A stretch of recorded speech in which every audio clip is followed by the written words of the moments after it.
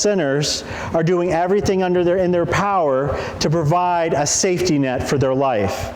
So getting a lot of money, working really hard to get money and possessions and a house and friends and all these things that they think will provide for them in the days ahead. And Jesus is saying, look how hard they're doing that. Yeah, their long-term prospects aren't that great. In the end, riches fail. And we hear this over and over again in the Bible. Riches fail, but they're working hard for it. And conversely, Jesus says, but the sons of light, the redeemed people, the people I brought into my discipleship circle, you guys aren't hustling. You're not looking to your future. You're kind of coasting, and that needs to end.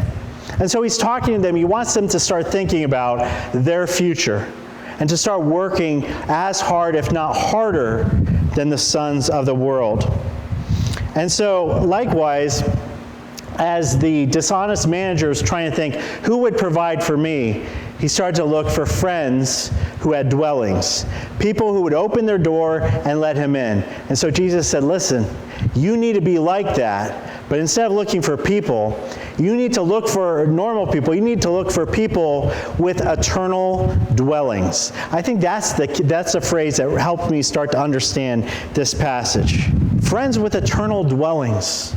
I have a lot of friends, you have a lot of friends, but none of them have eternal dwellings. They have houses that are probably falling apart as we speak. So their dwellings are not eternal. Who are the only people we know with eternal dwellings?